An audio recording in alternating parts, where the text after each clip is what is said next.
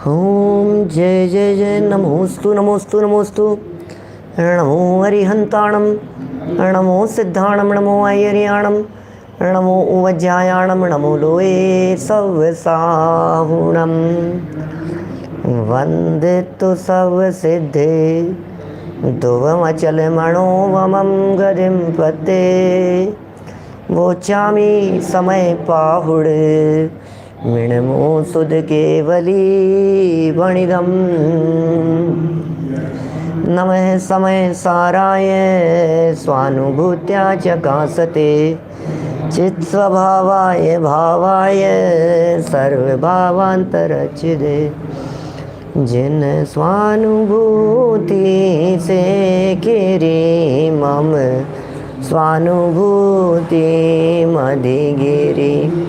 श्री विमल धारा जैन श्रुत आनंद अमृत से भरी।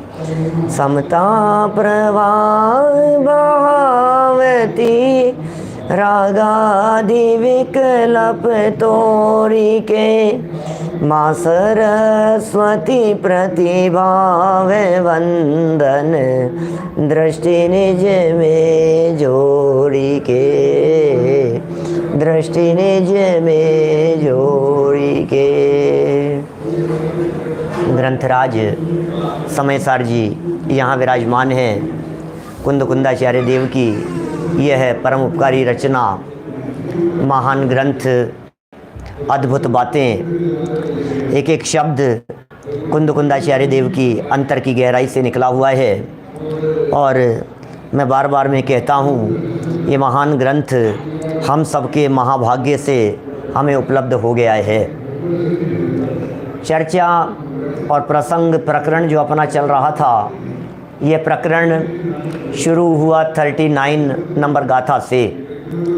39 नंबर गाथा से ये चर्चा शुरू हुई, जिसमें 39 से 43 नंबर तक की गाथा 5 गाथाओं का एक ग्रुप कहा था। 39, 40, 41, 42 और 43। और इन 5 गाथाओं में, माने 4 गाथाओं में तो यह बात कही गई थी कि भाई ये अज्ञानी जीव किन किन भावों में जीवत्वपन की कल्पना करता है। और जिसे 5वीं गाथा हम कह रहे हैं, 43 नंबर गाथा, उसमें यह बतला दिया गया था कि इसके द्वारा मानी गई यह मान्यता यह सच्ची नहीं है। जिसे जीव समझ रहा है वास्तव में वो जीव है नहीं।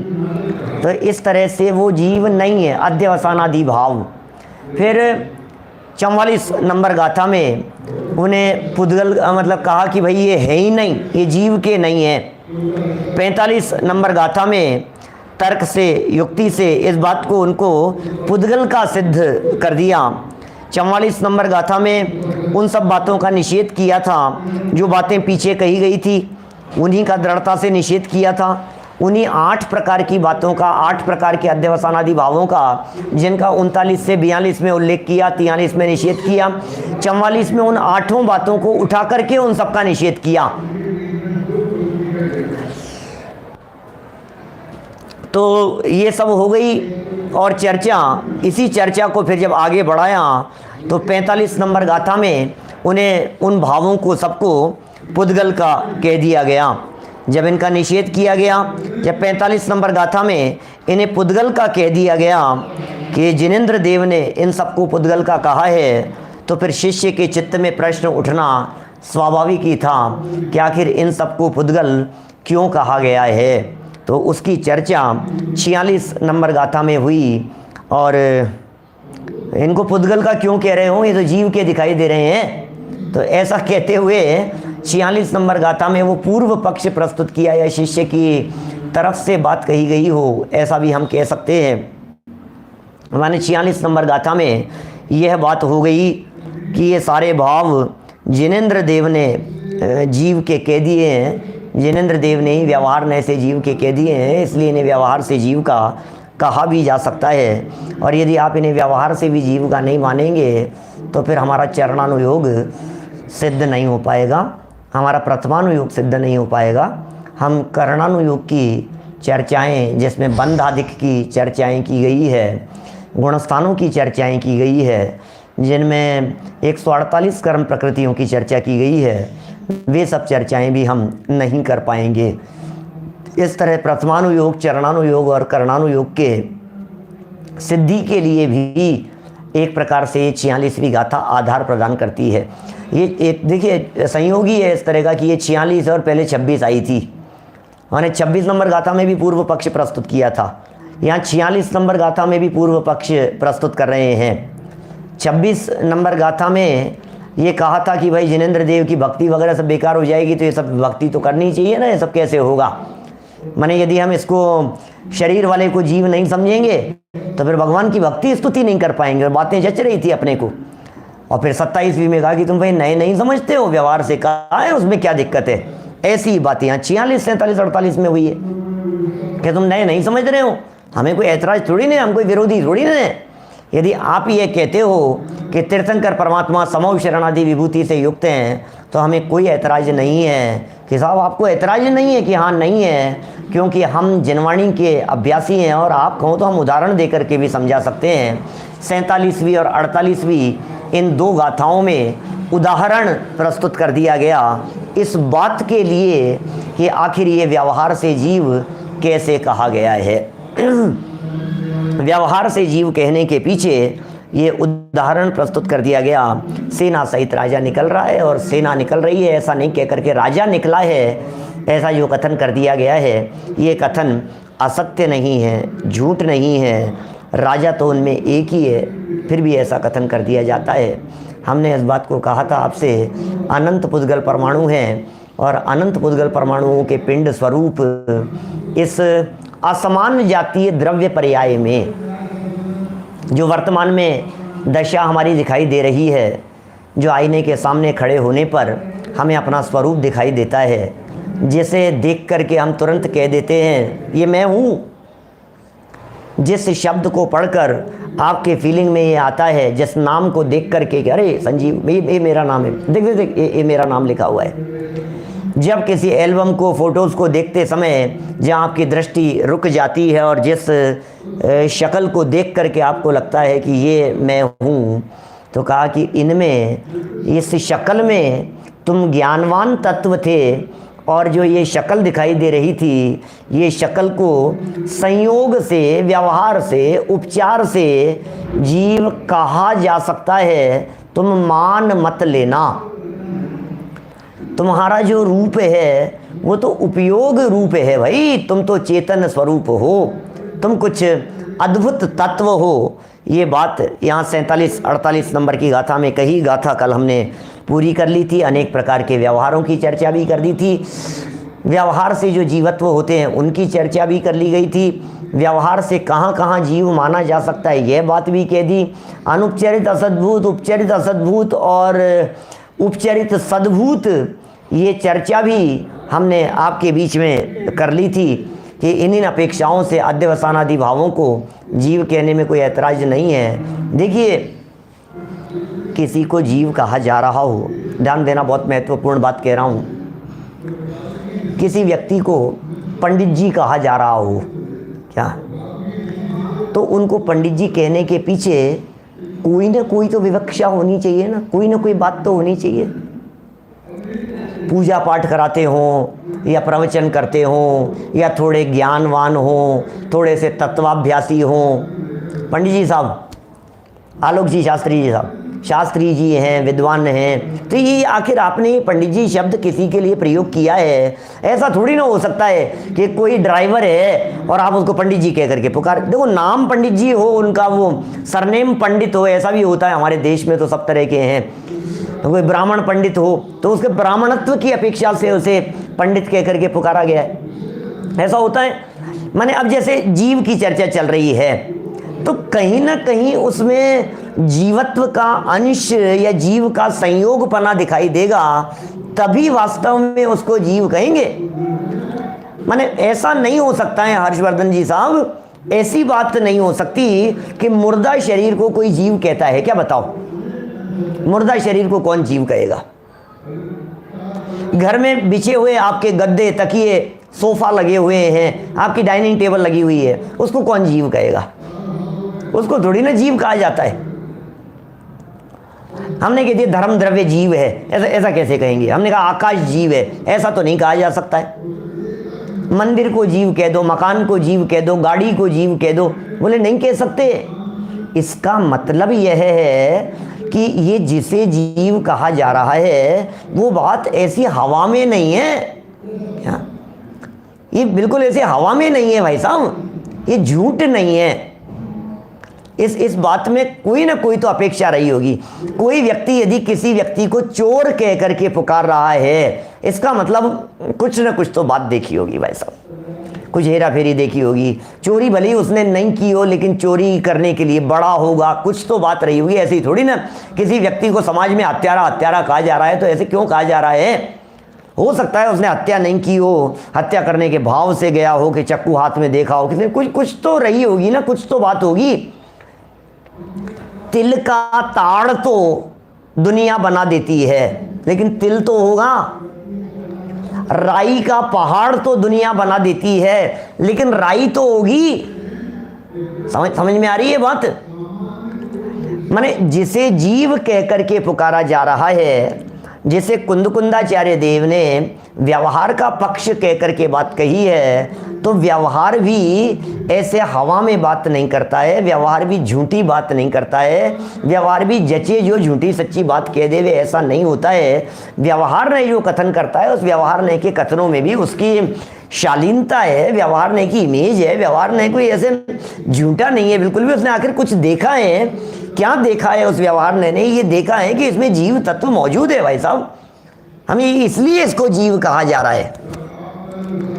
राग जो है वो जीव में ही दिखाई दे रहा है, इसलिए उसको जीव कह करके पुकारा गया है। उसकी उपयोगिता समझ करके ये बात कही जा रही है। उस व्यवहार ने की भी उपयोगिता है।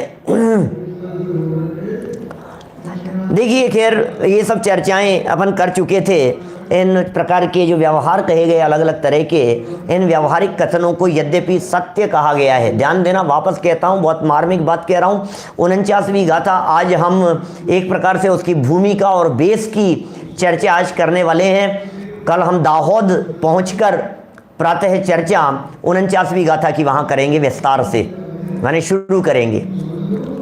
आज भूमिका बन जाएगी क्या है ये 49वीं गाथा। तो प्रकरण क्या चल रहा है, बहुत महत्वपूर्ण गाथा है। 4-5 दिन हम इस 49वीं गाथा की चर्चा करने वाले हैं, कम से कम 4-5 दिन तो करेंगे हम 49वीं गाथा की चर्चा। तो क्या कहना चाह रहे हैं, प्रकरण क्या चल रहा था? प्रकरण यह चल रहा है कि भाई ये सब जो व्यवहार से जीव कहे गए हैं, हमें एक बात का जवाब दो कि साहब क्या जवाब देवें कि ये सब व्यवहार से जीव है क्या? ये सब क्या है? ये सब व्यवहार से जीव हैं क्या? कि हाँ सब व्यवहार से जीव हैं, तो फिर ठीक है। और व्यवहार सच्चा है क्या? कि हाँ व्यवहार झूठा नहीं है, व्यवहार भी सच्चा है, व्यवहार सच्चा है वैसा, व्यवहार झूठा नहीं है। अच्छा, तो फिर मैं इस व्यवहार ने को सत्य मान करके स्वीकार कर लूं क्या? कि सुनो, सारे व्यवहार एक जैसे नहीं होते, समझना। जो 27वीं गाथा में व्यवहार बतलाया गया था और जो 7वीं गाथा में व्यवहार बतलाया गया था, दोनों प्रकार के व्यवहार में बहुत भेद था कि नहीं? कुछ याद आ रही है कि नहीं बातें आपको?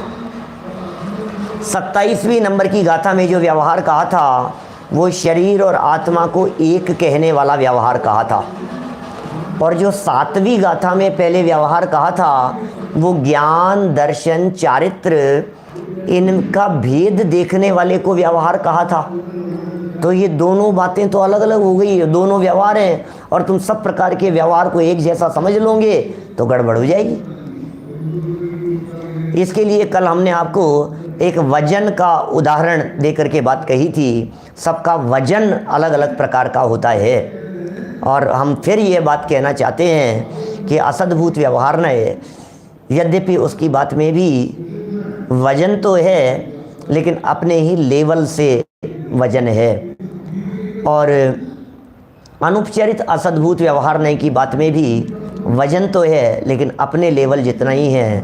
जैसे जैसे ऊपर के नयों की तरफ बढ़ते चले जाते हैं, बात में वजन बढ़ता चला जाता है, बात में दम है, ये बात निकलती चली आती है।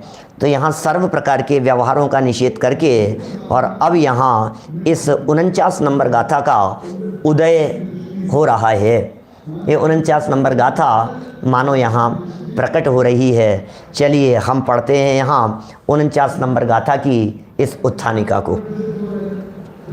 106 नंबर का ये पेज, गाथा नंबर 49 नंबर गाथा है। इसकी उत्थानिका पढ़ रहा हूँ साहब, अभी भूमिका पढ़ रहा हूँ। अमृत चंद्राचार्य देव ने इसकी जो भूमिका बनाई है, मैं सिर्फ उसे पढ़ रहा हूँ अभी। फिर गाथा का पद्यानुवाद भी पढ़ेंगे। कुछ और विशेष बात इसके संदर्भ में होगी तो वो भी हम आपके संदर्भ में यहाँ आपके सामने उस बात को भी रखेंगे। अब सहज ही प्रश्न उठता है। कब उठता है ये प्रश्न? जब आपने ये कह दिया कि भाई ये अध्यवसानादि भाव ये जीव है।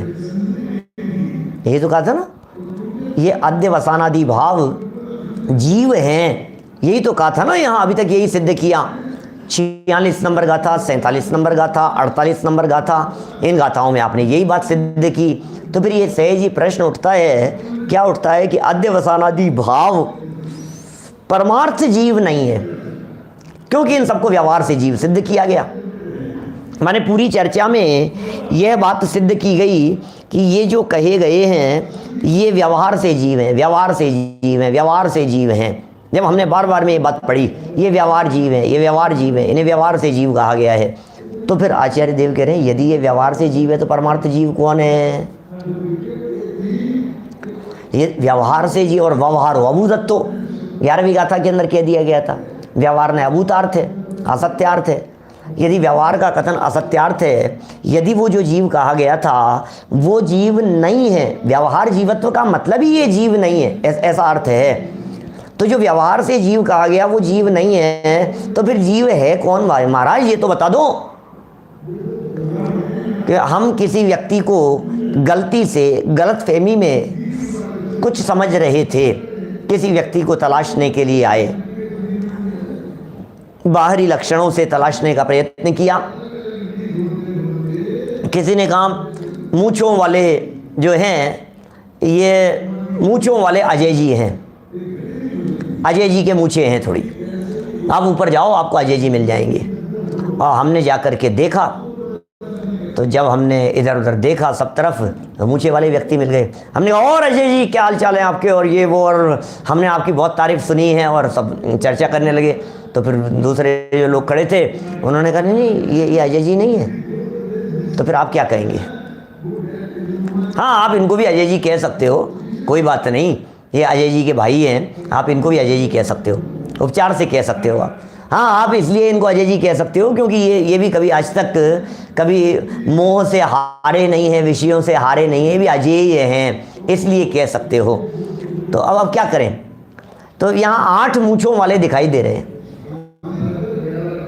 तो बोले ये लक्षण गलत है, इससे नहीं पहचाना जाता है। तो हमें तो एक बात बतला दो, यदि इनको व्यवहार से कह दिया गया है तो परमार्थ से कौन है?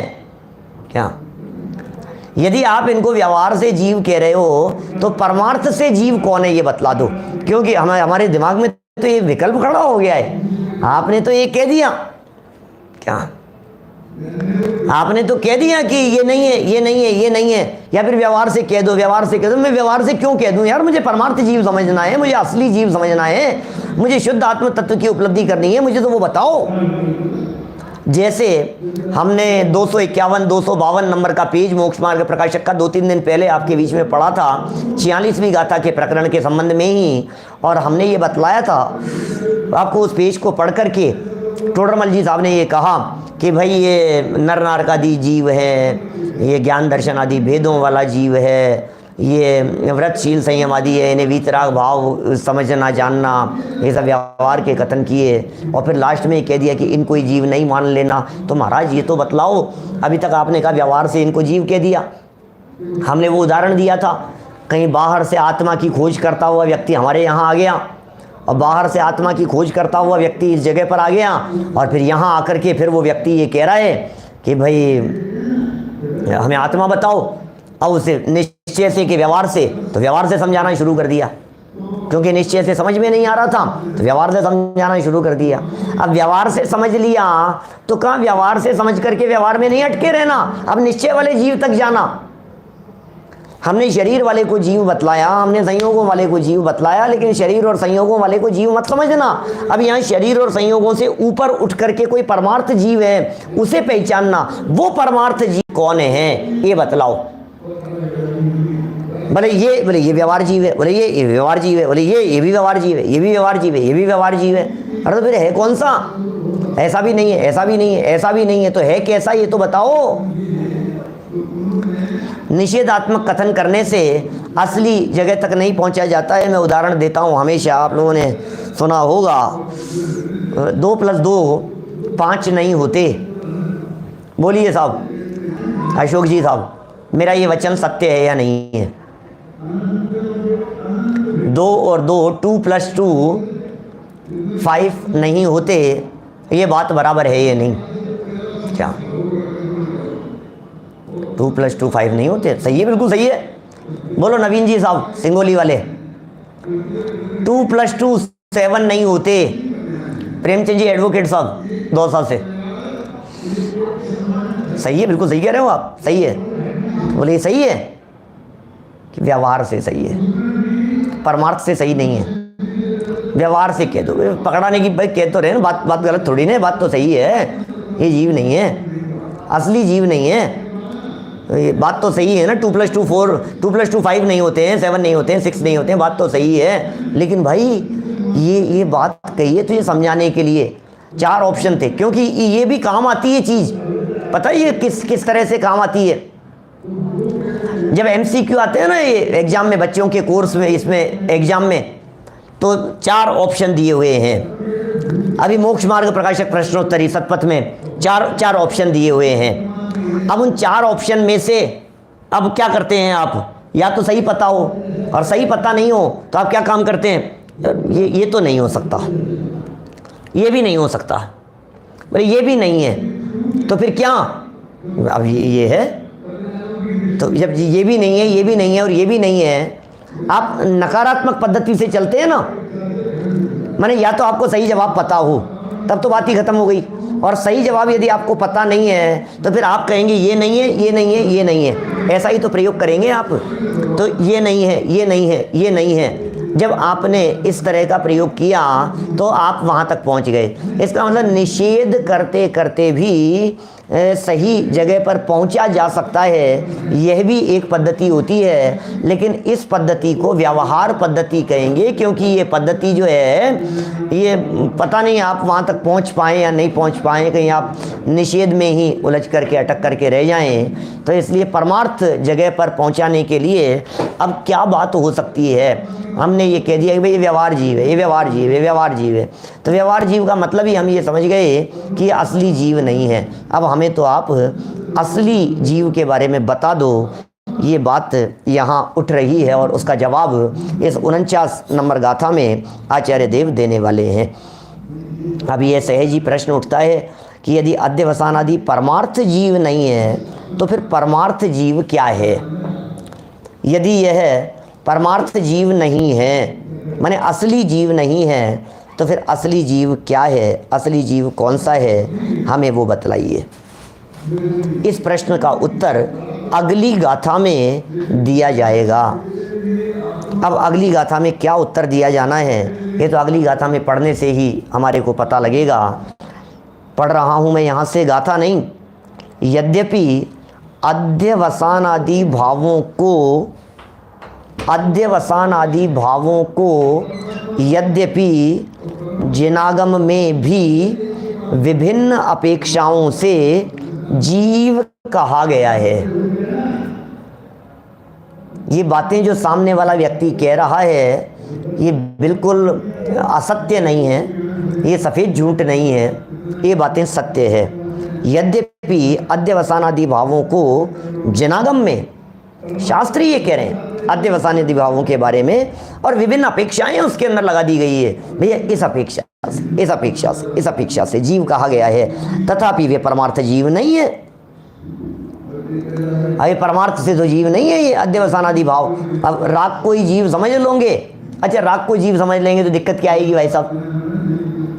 हमने यदि कषाय को जीव समझ लिया तो दिक्कत क्या है कि आपने राग को जीव समझ लिया। समझना, राग को जीव समझा तो फिर द्वेष के काल में जीवत्वपना सिद्ध नहीं होगा, क्योंकि राग जीव है ना।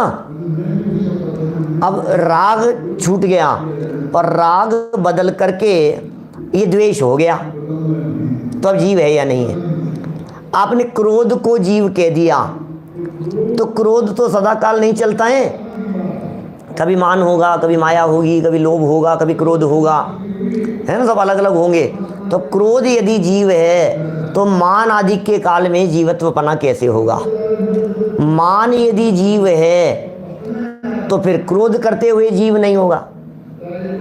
मायाचारी और लोभ को जीव कह दिया जाए तो फिर क्रोध और मान के काल में जीव सिद्ध नहीं होगा। और कदाचित कषाय वाले को जीव कह दिया जाए तो फिर जो अकषायी हैं वे जीव सिद्ध नहीं होंगे। कितनी बड़ी प्रॉब्लम है। यद्यपि सर्व संसारी जीव, संसारियों में भी छद्मस्त संसारियों में भी 10वें गुणस्थान तक के जीवों के कषाय का सद्भाव है। 11वें गुणस्थान वाले तो क्षीण मोही हैं, उपशांत मोही हैं, और 12वें क्षीण मोही हैं, तो उनके तो कषाय है ही नहीं, अरियंत सिद्ध भगवान के है ही नहीं। आप यदि कषाय को जीव का लक्षण बना देंगे तो फिर सिद्ध भगवान को अजीव मानने का प्रसंग उपस्थित होगा। फिर सिद्ध भगवान अजीव हो जाएंगे, फिर अनंत भगवान जीव नहीं होंगे। अनंत को तो फिर आप कदाचित जीव कह देंगे, क्योंकि हम अकेले भाव कर्म वाले को ही जीव नहीं कह रहे, हम भाव कर्मों के साथ साथ में नो कर्म वाले को भी जीव कह रहे हैं। क्योंकि अध्यवसान आदि शब्द का प्रयोग किया है ना, तो अध्यवसान आदि शब्द में राग वाला जीव, कषाय वाला जीव और फिर नो कर्म वाला भी जीव। तो अरहंत भगवान नो कर्म वाले होने से तो उसकी आपकी श्रेणी में आ गए और सब संसारी जीव भी आ गए। लेकिन सिद्ध भगवान ऐसे बचेंगे जो सिद्ध भगवान छूट जाएंगे। माने सिद्ध भगवान को जीव कहना किसी भी रूप में संभव नहीं हो पाएगा। और जब जीव की चर्चा चल रही है, जब आत्मा की चर्चा चल रही है, तो जीव की या जो आत्मा की चर्चा होती है वो तो इस प्रकार से चर्चा होनी चाहिए। जीव की, आत्मा की, शुद्ध आत्म तत्व की चर्चा ऐसी होनी चाहिए जो सर्व जीवों के ऊपर घटित हो, जो सर्व जीवों के ऊपर लागू हो, ऐसा होना चाहिए। क्योंकि जो बात कही जा रही है वो किसी पर लगे और किसी पर नहीं लगे तो फिर गलत हो जाएगा। वो अव्याप्ति, अतिव्याप्ति और असंभव नाम के दूषण कहे गए हैं हमारे यहाँ जिनागम में। ये देखिए, जैसे हम ये कह रहे थे ना, अभी गाड़ी बंगले वगैरह की चर्चा कर रहे थे, गाड़ी बंगले वगैरह को जीव कहना, ये जीव कहना तो असंभव दोष वाला है। और शरीर और नो कर्म वाले को जीव कहना ये अव्याप्ति दोष से युक्त है। और अमूर्तिक लक्षण वाले को जीव कहना ये अतिव्याप्ति दोष से युक्त है। जीव की पहचान कर रहे हैं अपन, यहाँ जीव को तलाश रहे हैं। अभी यहाँ निर्दोष लक्षण बनाएंगे सुनील जी सर्राफ साहब। तो निर्दोष जीव कैसा होगा? जिसमें अव्याप्ति नहीं हो, जिसमें अतिव्याप्ति नहीं हो और जिसमें असंभव नाम का दोष नहीं हो, वही वास्तव में निर्दोष लक्षण हो सकता है। तो हमें ये कहना है असंभव दोष कहाँ कहाँ दिखाई देता है? बाहरी जड़ में, डेड बॉडी में जीव समझ लेना, बिस्तरों में, गद्दे तकिए में जीव समझ लेना, टेबल में जीव की कल्पना करना, ये असंभव दोष वाला है। जीव को गोरा काला कह देना असंभव है। जीव को सफ़ेद कहना ये असंभव दोष वाला है। जीव को दैदीप्यमान चमक वाला कहना, देखिए भावुकता में, भावावेश में जो बातें कही जा रही है वो अलग है, लेकिन दीपक की लौ के समान ऐसा प्रकाशमान यदि कह दिया गया है, उसे किसी को भी जीव कह दिया गया है, असंभव लक्षण वाला है ये, उसमें जीवत्व हो नहीं सकता है। फिर अव्याप्तिपना कहाँ आएगा? कि जो अध्यवसानादि भाव जिनको यहाँ व्यवहार में से जीव कहा गया है, इन अध्यवसानादि भावों को जीव मानने पर अव्याप्ति नाम का दोष आता है, क्योंकि ये परिभाषा, ये लक्षण, अध्यवसानादि को जीव कहना, ये लक्षण सर्व प्रकार के जीवों पर, सर्व जीवों पर, लोक में और पालोक में सब प्रकार के जीवों पर, संसारी और मुक्त सर्व जीवों के ऊपर ये परिभाषा घटित नहीं होती है। इसलिए हम यह कहेंगे कि अध्यवसानादि भाव, इनको जीव कहने पर अव्याप्ति नाम का दोष आता है। और कुछ यदि और लक्षण बना दिया जाए तो अतिव्याप्ति नाम का दोष घटित होगा। और वो अतिव्याप्ति नाम का दोष किस प्रकार से घटित होता है कि आप अमूर्तिक कह दो, तो जीव तो अमूर्तिक है ही, और जीव के साथ साथ में अन्य द्रव्य भी अमूर्तिक होने से उनके भी जीवत्व पना सिद्ध हो जाएगा। इतनी बड़ी समस्या खड़ी हो जाएगी। तो इसके निराकरण के लिए परमार्थ से जीव कौन है, यह बात यहाँ बतलाते हैं। देखिए, यद्यपि अध्यवसानादि भावों को जिनागम में भी विभिन्न अपेक्षाओं से जीव कहा गया है, तथापि वे पारमार्थिक जीव नहीं है, वे पारमार्थिक जीव नहीं है। यह बात जीवाधिकार के आरंभ से ही कहते आ रहे हैं। माने जब ये जीवाधिकार शुरू हुआ, उसके प्रारंभ से ही इस प्रकार की बात कही जा रही है। और जीवाधिकार तो समझ लो आप 39 नंबर गाथा से शुरू हुआ, अपन कहेंगे अजीवाधिकार। जीवाधिकार तो था ही पहले से, तो शुरू से ही ये बात लगा लो आप। तो माने हम ये कह सकते हैं 14वीं गाथा से ही ये प्रकरण शुरू हो गया। और क्योंकि वो पूर्व रंग था, उसमें भी सब वही बात थी, जीवाधिकार की चर्चा थी। 14वीं गाथा के अंदर जिस तरह से जीव तत्व की, जीवत्व की चर्चा की थी, वे भी सब बातें यहाँ आ जाएंगी। तो देखिए, ये कह रहे हैं, अतः अब शिष्य पूछता है कि यदि अध्यवसानादि भाव जीव नहीं है तो फिर, प्रश्न है, ये नहीं है तो फिर एक टंकोत्कीर्ण परमार्थ स्वरूप जीव कैसा है, उसका स्वरूप क्या है? बोलो। प्रश्न के जवाब में ये 49 नंबर गाथा खड़ी होती है। हम गाथा पद्यानुवाद बोलते हैं। कौन से जीव का स्वरूप जानने की बात कर रहे हैं? जिस जीव का स्वरूप जानने की बात कर रहे हैं, एक प्रकार से प्रश्न में ही उस बात को बतला दिया है। माने जैसे होता है ना, संजीव जी, संजीव कौन है, ऐसे कहते हैं ना। अच्छा, 5 पाप कितने होते हैं? जवाब दो भैया, 5 पाप कितने होते हैं? तो आपको क्या लगे? क्या पूछा आपने? अच्छा, 7 तत्व कितने होते हैं बतलाओ? 7 तत्व कितने होते हैं? तो आपको कैसा लगेगा? जो प्रश्न कर रहे हैं, उस प्रश्न में ही उस प्रश्न का उत्तर है। हमने कहा 5 पाप कितने होते हैं? तो बोले 5 पाप तो 5 ही होंगे। अच्छा, पंच परमेष्टि कितने हैं? चलो, वो 5 को पंच कह दिया ना, तो थोड़ा सा अटपटा नहीं लगता है। पंच परमेष्टि कितने हैं बतलाओ? बोले पंच परमेष्टि पंच है, 5 है। कुंदाचार्य देव ने जो पंच परमागम लिखे हैं, वो कितने हैं? बोले 5 हैं। बोले 8 कर्म कितने हैं? बोले 8 हैं। तो ये कह रहे हैं टंकोत्कीर्ण, टंकोत्कीर्ण जो ज्ञायक स्वभाव है, क्या शब्द दिए हैं यहाँ? एक टंकोत्कीर्ण परमार्थ स्वरूप जीव। बोले कैसा है? एक टंकोत्कीर्ण परमार्थ स्वरूप जीव वो कैसा है? तो यहाँ ये कह दिया कि भाई परमार्थ स्वरूप है। कैसा है? कि भाई वो टंकोत्कीर्ण है। बोले उसे टंकोत्कीर्ण कह करके पुकार दिया, उसे एक कह करके पुकार दिया है। तो बोले खुद ही ने तो बतला दिया कि कैसा है, और अब फिर पूछ रहे हो कि वो जीव कैसा है, उसका स्वरूप बतलाओ। तो ये बातें यहाँ सहज ही गर्भित हो जाती है इस बात को जानने से। माने प्रश्न में ही ये बात गर्भित है। हम शुरू करते हैं। बड़ी अद्भुत गाथा है 49 नंबर गाथा। फिर कुछ इन विशेषणों की चर्चा करेंगे, विस्तार से तो चर्चा कल करने वाले हैं। तो इस प्रश्न के उत्तर में 49वीं गाथा दी गई है, मूल गाथा। अर समरूवम गंधम अवत्तम चेदना गुणवसदम जाणलिंग गहणम जीवमणे दिट्ठ संठाणम। कितने सुंदर गाथा है। मैं चाहता हूँ आप सब लोगों से, आइए जैन साहब याद होगी ही आपको, दिनेश सिंघई जी साहब, पूरा सिंघई परिवार, उल्लास भाई, सुनील जी सर्राफ साहब, सबसे कहना चाहता हूँ मैं, सब आत्मार्थियों से कहना चाहता हूँ, सभी श्रोताओं से कहना चाहता हूँ। कुछ नाम लिए हैं, निर्मल चंद जी साहब, ये 49 नंबर की गाथा हर व्यक्ति को जो यहाँ सुन रहे हैं सबको याद होनी चाहिए, सबको याद होनी चाहिए, बच्चे बच्चे को याद होनी चाहिए। याद है तो खूब खूब अनुमोदना है, थोड़ी कच्ची याद है तो पक्की कीजिए, नहीं है तो याद कीजिए।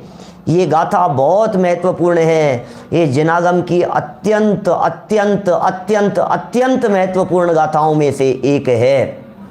नरेंद्र बाकलीवाल साहब, अत्यंत महत्वपूर्ण गाथाओं में से है। अज्जू भैया याद होनी चाहिए, दीपेश जी याद होनी चाहिए, अरुण जी साहब ये गाथा याद होनी चाहिए, मैं सुनूंगा।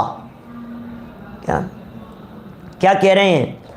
अरसमरूवम गंधम, बोलिए, अरसमरूवम गंधम अवत्तम चेदना गुणमसदम जाणलिंग गहणम जीवमणे दिट्ठ संठाणम।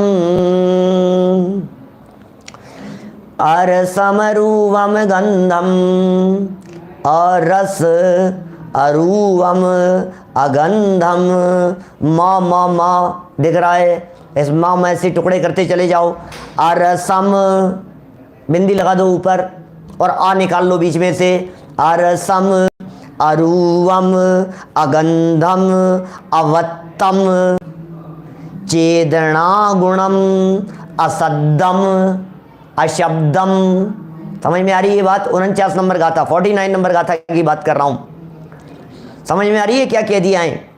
अरसम अरूवम अगंधम अवत्तम अवत्तवम चेदना गुणम असद्दम अलिंग गहणम जीवम अनिदिठम अनिदिठ संठाणम। समझ में आ रही है क्या बात? क्या कह दिया है?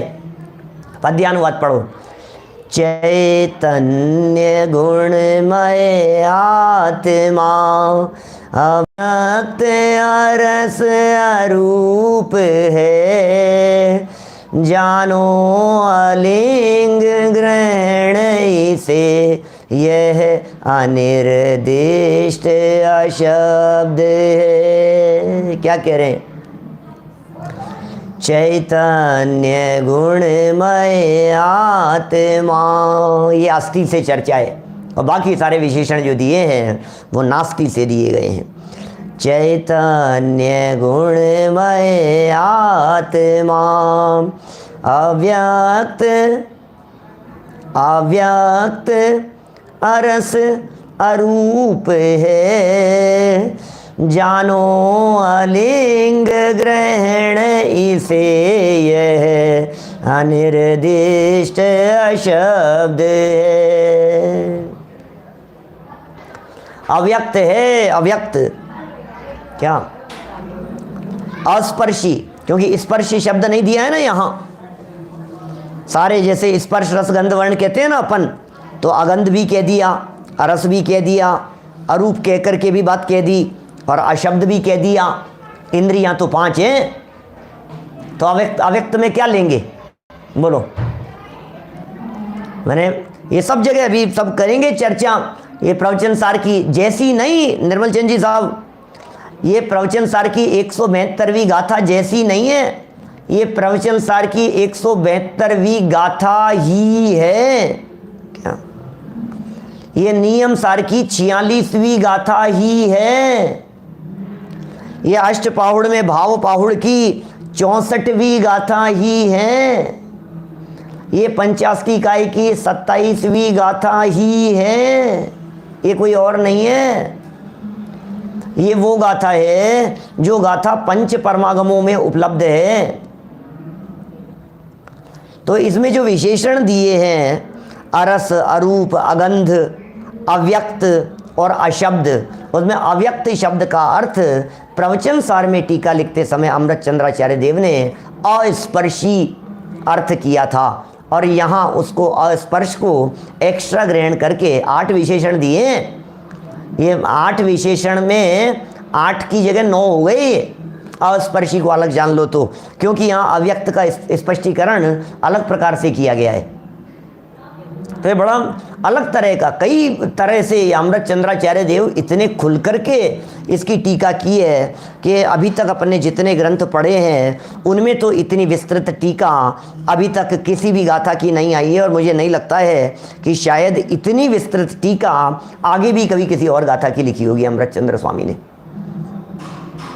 कितनी प्रिय गाथा होगी, कितनी महत्वपूर्ण गाथा होगी, कितने गंभीर भाव इस गाथा के अंदर भरे हुए हैं, ये लिख रहे हैं। मतलब कितनी बड़ी है, इसकी चर्चा कितनी विस्तार से है। हमने इस गाथा को चलाया था एक बार डलास अमेरिका टेक्सास में, अतुल भाई के यहाँ प्रकरण चला था, तो 5-7 दिन चली थी चर्चा। अभी भी सुन रहे हैं, अतुल भाई भी सुनते हैं, और भी लोग जो साधर्मी हैं वहाँ के वो भी सुनते हैं। 5-7 दिन हमने इसकी चर्चा की थी, इसी 49 नंबर गाथा की।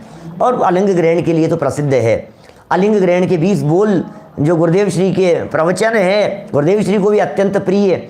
और अमृतचंद्र स्वामी ने प्रवचन सार 172वीं गाथा की टीका लिखते समय उसके 20 तरह से अर्थ किए अलिंग ग्रहण शब्द के। वो सब अर्थों की चर्चा होगी, लेकिन बात प्रश्न क्या किया था ये बतलाओ। प्रश्न तो ये किया गया है कि भाई ये टंकोत किरण परमार्थ स्वरूप जीव कैसा है, कि भाई टंकोत किरण है क्या, ये टंकोत किरण कैसा है। ये बोले टंकोत किरण है। बोले टंकोत किरण क्या होता है, जिस स्वरूप की बात कर रहे हो सुनो। अभी हमने आपको ये कहा था कि 2 इंद्रिय जीव है, ये टंकोत किरण नहीं था। क्यों? क्योंकि ये 2 इंद्रिय जीव मरा और मर करके पंचेंद्रिय हो गया, तो 2 इंद्रिय पना टंकोत किरण नहीं रहा, तो फिर साहब पंचेंद्रिय हो गया। बोले ये पंचेंद्रिय पना ये टंकोत किरण नहीं है। क्यों? क्योंकि पंचेंद्रिय पना छूट गया और ये जीव फिर 1 इंद्रिय 2 इंद्रिय में चला गया, तो फिर ये टंकोत किरण तो नहीं रहा। तो हमें यहाँ जीव का वो स्वरूप बतलाओ जिस स्वरूप को यदि हम आज नहीं देख पाए और यदि 3 दिन बाद देखें तब भी हमें वो जीव का स्वरूप पकड़ में आ जावे। हमें वो स्वरूप बतला दो, हमें वो लक्षण बतला दो जिस लक्षण से एक्चुअल में वो बात पहचानने में आ जावे, पकड़ में आ जावे। आपने ये कुर्ते वाले को संजीव गोदा कह दिया तो कभी टी शर्ट वाला दिखेगा तो नहीं देख पाएंगे, कभी धोती दुपट्टे में दिखेगा तो आप नहीं समझ पाएंगे, कभी पैंट शर्ट के अंदर दिखेगा तो आप नहीं समझ पाएंगे। तो फिर कौन है? हमें वो पहचान का चिन्ह बतला दो, वो जो असली चिन्ह बतला दो। माने समझ लीजिए, जैसे मैं कभी चर्चा करता हूँ ना आप लोगों से, माननीय नरेंद्र मोदी जी कैसे हैं कि सफ़ेद दाढ़ी वाले, अमिताभ बच्चन कैसे सफ़ेद दाढ़ी, कौन बनेगा करोड़ सफ़ेद दाढ़ी वाले। अब ये सफ़ेद दाढ़ी वाले तो आपको अमिताभ बच्चन दिख रहे हैं। आप कल्पना कीजिए किसी दिन यदि वे क्लीन शेव हो गए तो क्या होगा। सफ़ेद दाढ़ी हटा ली तो क्या वे अमिताभ बच्चन नहीं रहेंगे? शोले के अमिताभ बच्चन की तो दाढ़ी थी ही नहीं, वो तो बिना दाढ़ी वाले थे। तो फिर दाढ़ी वाले को अमिताभ बच्चन कहना ये किस तरह का कथन होगा? बोले ये जो है ये सच्चा लक्षण नहीं है। माने कुछ ऐसा पहचान का चिन्ह बतला दो जो पहचान का चिन्ह असली पहचान का चिन्ह होगा, जिसको यथार्थ रीति से पहचाना जा सके। हमें तो जीव की पहचान करनी है, तो आप हमें असली जीव बतला दो जिससे हम पहचान लेवे। और असली जीव को क्या कहते हैं? असली जीव को कहते हैं टंकोत किरण। असली जीव को कह रहे हैं जो टंकोत किरण है, जो नहीं बदलेगा, जो अनचेंजेबल रहेगा। बोले कहीं भी जाओ, नरक में भी चले जाओगे ना तो वैक्रियक शरीर में भी आपको टंकोत किरण तो ज्यों का त्यों मिलेगा। देवगति में चले जाओगे तो टंकोत किरण जीव आपको ज्यों का त्यों मिलेगा। उस देवगति में भी आप यदि त्रियंच गति में हाथी घोड़े के शरीर में भी यदि तुम बैठे रहोगे तो हाथी घोड़े के शरीर में भी तुम्हारे को टंकोत किरण जीव ज्यों का त्यों मिलेगा, क्योंकि टंकोत किरण कहते ही उसे हैं जो अनचेंजेबल हो। हमने एक दिन पीछे किया था पहले किसी प्रवचन में टंकोत किरण का अर्थ, काफ़ी विस्तार से चर्चा की जा सकती है टंकोत किरण के संदर्भ में। हमने किसी पानी से चीज़ लिखी तो लिखते लिखते ही मिट गई। हमने धूल पर लिखा और हाथ से साफ किया तो चला गया। हमने बोर्ड के ऊपर लिखा, ब्लैक बोर्ड के ऊपर, और चौक से लिखा था, वो डस्टर से मिटाया और मिट गया। हमने पेंसिल से पेपर के ऊपर लिखा और वो रबर से मिटाया और मिट गया। हमने इंक पेन से लिखा, वो भी घिस दिया, उसको काट दिया और ख़त्म हो गया वो। सोचना जरा, हमने दीवार पर पेंट कर दिया, परमानेंट मार्कर से लिख दिया, अब तो नहीं मिटेगा। कि क्या बात करते हो, आपने वाइट कलर से लिखा था, हमने उसके ऊपर ग्रीन पोत दिया।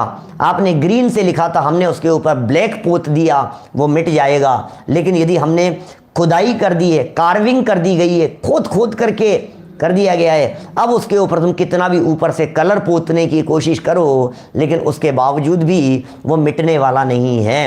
पत्थरों पर लिखा हुआ वो कैसे मिटेगा।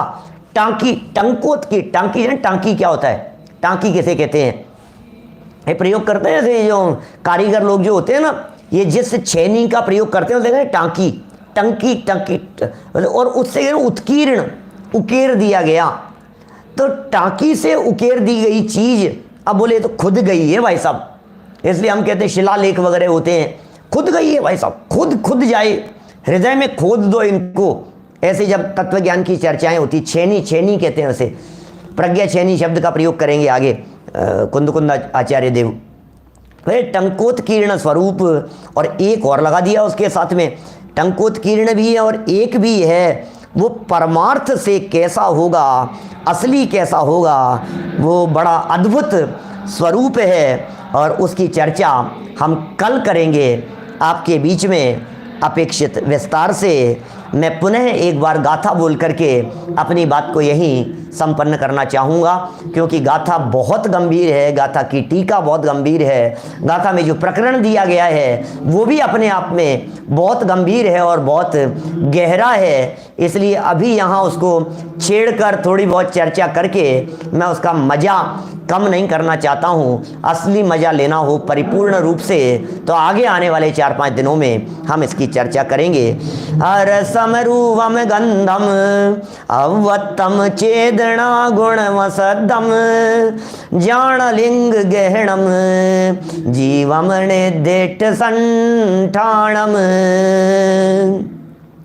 चैतन्य गुणमय आत्मा अव्यक्त अरस अरूप है, जानो अलिंग ग्रहण इसे यह अनिर्दिष्ट अशब्द है। मैं ऐसा भी कह सकता हूँ, इस एक गाथा को पढ़ लेने पर आपको सारे जिनागम का संपूर्ण द्वादशांग का सार जानने का प्रसंग और अवसर बन जाएगा। पंच परमागमों में उपलब्ध द्रव्य संग्रह की टीका में उद्धृत की गई गाथा और भी अनेक स्थानों पर उपलब्ध ये गाथा धवला में भी दी गई है, पद्मनंदी पंचविंशतिका में भी दी गई है, अनेक स्थानों पर ये गाथा उपलब्ध होती है। इस गाथा की चर्चा कल करेंगे अपेक्षित विस्तार से।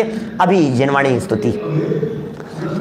निज निधि निज में बताई यह अनंत उपकार है, उसके लिए जिनवाणी माँ को वंदना शतवार है, वंदना शतवार है। ओम नमो हरिहंताणम, नमो सिद्धाणम, नमो हरियाणम, नमो वज्रायणम, नमो लोये संवेसाम।